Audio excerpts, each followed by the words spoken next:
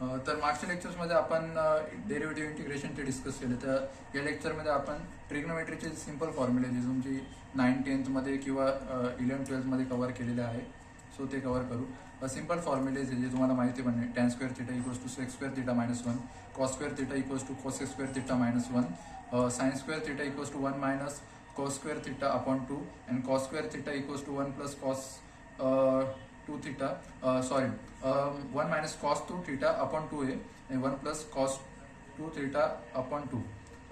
त्याच्यानंतर इकडं sin a into cos b is equals to 1 by 2 in bracket sin in bracket a plus b bracket close plus sin a minus b. हे जे important दोन formulas आहेत एवढं cos a into sin b equals to 1 by 2 in bracket sin a plus b minus sin a minus b. त्यानंतर cos a into cos b is equals to, याच्यात एवढं लक्षात ठेवा, cos a into cos b आलं same जर दोघं असले तर इकडं मध्ये पण cos असेल. So 1 by 2 cos a plus b plus cos a minus b, आणि sin a into sin b असलं तर त्याचा रिव्हर्स येईल. फक्त साईनचा जो आहे ना, साईन दोघं सेम असले त्याचा रिव्हर्स cos येईल. 1 by 2 cos a minus b minus cos a plus b. So एवढे इम्पॉर्टंट फॉर्म्युलेज आहे.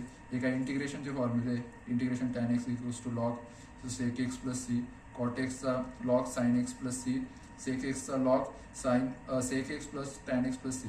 हे जे तुम्हाला MCQमध्ये जास्त जर विचारतील. त्यानंतर integration cosec x is equals to log cosec x minus cot x plus c. त्यानंतर हे तो बेसिक आहे, a plus b square equals to a square plus 2ab plus b square and a minus b the whole square equals to a square minus 2ab plus b square आणि a प्लस b a minus b is equals to a square minus b square. So त्यानंतर एवढे मी upload करून देतो. पुढच्या लेक्चर्समध्ये आपण sums बघू त्याची.